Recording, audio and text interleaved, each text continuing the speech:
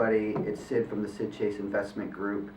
I appreciate you taking the time to hit that play button and listen to our little clip on LOI, or a letter of intent.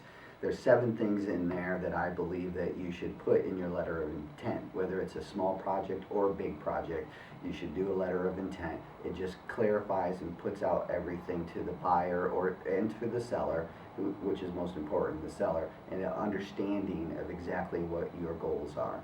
Number 1, it should be your bio. A little bit about your past and your future, education, and experience.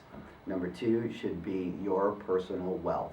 You don't have to have an exact number in there, but give them a ballpark idea of what your credibility is. Number 3 should be the price of what you're willing to pay for the project.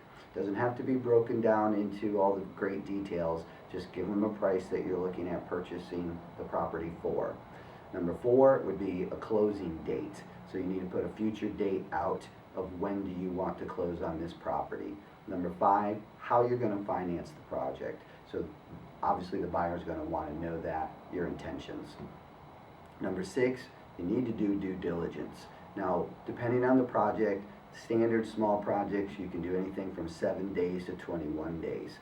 But as I just did a project the other day, a letter of intent on a project the other day, I needed 90 days. And the reason I needed 90 days is it was a larger project, a development. Infrastructure was already in place. The project's been sitting around since about roughly 10 years. And I needed to deal with the county and the water department and the cable company and the sewer company and all of these other things. And you know how the government works, and bigger agencies, they can be a little slow.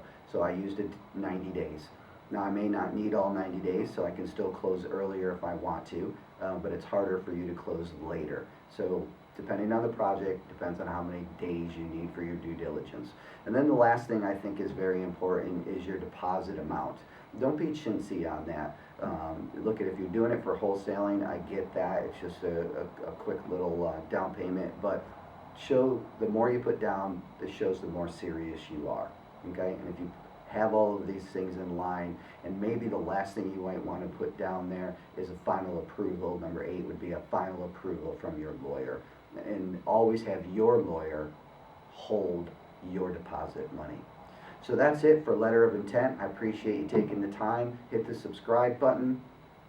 Give me a thumbs up or a thumbs down. Either way is fine with me. But definitely make sure you hit the subscribe button. And again, my name is Syd from the Syd Chase Investment Group. Thank you very much.